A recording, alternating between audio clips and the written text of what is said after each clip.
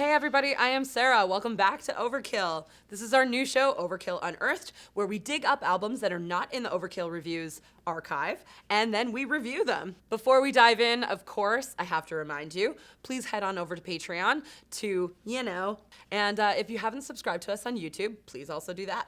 In this episode, I am reviewing what is, in my not so humble opinion, the best Canadian heavy metal album of all time. This album was created by a band from Jonquière, Quebec, and the genre of this band could probably best be described as progressive industrial alien thrash. This is it! It's finished! This is it! We get it! They got her on his side, hiding here inside. No more control in mind. Oh, we'll show them what we got. Forever they'll be lost. This is what you look for. This is more. This is what. Yeah, that's right. It's the absolutely magnificent fourth studio album by Voïvod. It is called Dimension Hatröss, and it was released on June 29th, 1988 by the infamous Noise Records. Now, if you don't know Voïvod, I'm legitimately fucking excited for you because your mind is about to be blown. Now, admittedly, it took me a little while to get into Voïvod, and when it eventually clicked, I had this period of about a year straight where I listened to Dimension Hatröss every single day in the car ride to and from work for, about an hour. So 2 times a day, 2 hours a day for about, a year straight. And now this album is like burrowed completely into my brain and I absolutely know every single word and every single riff. And admittedly, this is one of those bands that I think often takes listeners a while to appreciate and or understand. You kind of need to work your way up to them. Now, let's set up where Voïvod was with Dimension Hatröss. They were discovered first by Metal Blade Records in the early 80s when they were still in high school, and it was on that label that they released their infamous debut, War and Pain. Around the time of that release, they dropped out of high school and they all decided to move into a cockroach-infested apartment to pretty much practice all the time, live on welfare, and pursue their dream of being heavy metal icons. Very quickly, this band was differentiating themselves from the American Big Four of thrash, and they were more going along with the things that were happening in the European scene, which meant that they were integrating more and more progressive elements and concepts into their sound. So they departed Metal Blade, and then they signed a deal with Noise Records, and it was particularly inspired by the fact that this would allow them to record in Berlin, a city that they felt a deep kinship to. With their focus on dystopian science fiction concepts, Voïvod became increasingly off-kilter and bizarre. They followed up War and Pain with the mighty album Roar, and then after that, it was Killing Technology. Fantastic album. My cover is completely covered in marker. Don't ask. And after that, they were able to upgrade their apartment to one on top of, and I quote, a topless bar. And at this point, they were living off the band, and they had a year-long cycle of touring for Killing Technology, and it was from that perspective that they went into the studio to record Dimension Hatröss. So you can imagine at this point, touring for a year, they were razor sharp, they had rehearsed every single night, so they headed to Berlin to record once more with Harris Johns at Music Lab Studios so that they could make their album about particle acceleration. Let's talk to Voïvod drummer Away, more colloquially known as Michael Langevin, about where they were at this period. I read about subatomic particles colliding and that would create a reaction that was very similar to a Big Bang, and that immediately made me think of the Voïvod creating a microgalaxy in his lab and going into that microgalaxy to study the developments. And by the time he arrives there, there's already a few civilizations going that are at war, and it's a full-on sci-fi concept at this point. You know how most bands, when they get a bunch of money or when they get enough money to be comfortable, they kind of start to suck? Well, Voïvod clearly did not start to suck.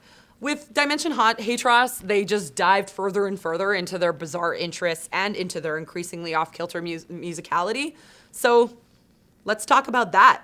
Exactly what made Dimension Hatröss so special. We're going to talk about what the best parts of the album are, which, spoiler alert, the entire album is the best part.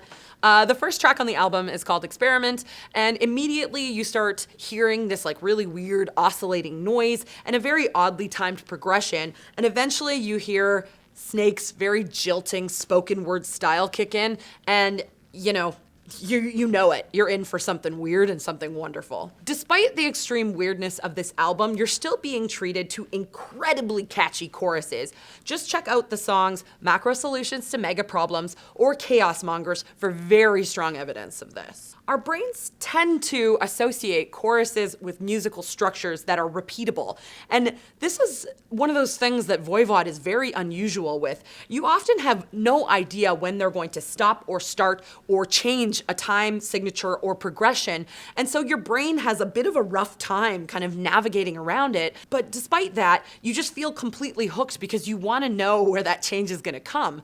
Like, this is music that requires incredibly deep, repeated listening. Finally, this is a band that knows how to write a fucking earworm.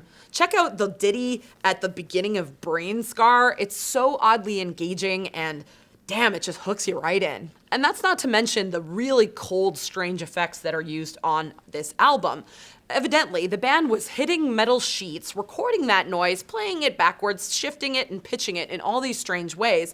And you'll hear that on the intro of songs like Psychic Vacuum and in Tribal Convictions. And that's not even to mention the fact that Piggy in particular was using a lot of pedals and rack mounts to make all these bizarre, strange, cold, and very, well, atmospheric and I would even say like dystopian sounds. These sounds really did define the album, and Away himself said that he ended up using them less than he actually wanted to because he didn't want to overcompensate or overwhelm the sounds that Piggy was currently using. Let's hear from Away himself about how Harris Johns taught the band about this technology. When we got there for the Dimension Hatröss album, he introduced us to sampling technology, and he was very savvy with trafficking sounds. So we really made a jump forward experimenting with his electronics in the studio. I was a bit reluctant to use a lot of it, so I sort of kept it minimal because Piggy was already using a lot of effects with his rack mount and pedals, and I didn't want it to be too overload, but I increasingly used that technology on Nothing Face and Angerat and so on afterwards. When it was released, Dimension Hatröss was immediately praised for its full-on shift into progressive music and its show-stopping musicality. I found one archival review that said, and I quote, "This is in every way the best LP from this band in their history." In the 30 years since Dimension Hatröss's release, it's been named one of the 100 best metal albums of all time by Rolling Stone, and it's been raved about in books like Damn the Machine, which is the story of Noise Records. I highly recommend it, as well as, the classic Sound of the Beast, the complete headbanging history of heavy metal. And that's not even to mention that musicians from multiple genres have gone on record saying that they're extremely inspired by this release. So, according to Away, the critical and fan reception of this album was extremely validating for a whole host of reasons. But the most important were, number one, it's the fourth album, and it's really the first album, in my opinion, where we could really achieve what we wanted to musically.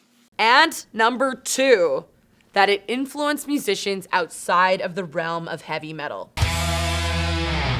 My main satisfaction, I think, is the way it influenced people outside of the metal scene. Hearing about people from Slint or Sonic Youth really got into this album when it came out in '88. I'm always impressed that he reached outside of the metal scene we were evolving on. And you can absolutely hear why when you listen to this album. This is an album that transcends boundaries and subgenres and is just very groundbreaking. And I think because I've been raving about it for the last however many minutes, you can probably all guess what score this album is getting. All right, everyone. Dimension Hatröss is getting the classic approval stamp, 5 out of 5. I think the only other album I've given this to is Rainbow Rising, I think. Oh wait, no, an Atlantean Codex. Woo, very exciting. Now, I have a little more homework for you, and that is, if you like Dimension Hatröss, I have 2 more very bizarre, off-kilter, weird thrash bands that I really want you to check out. The first one is Heir Apparent, Graceful Inheritance. This is an amazing album. The second one, I love talking about this band, but I never get the opportunity to. Mekong Delta. Listen to Mekong Delta. I think you're gonna be really stoked on them. That's everything. Bye!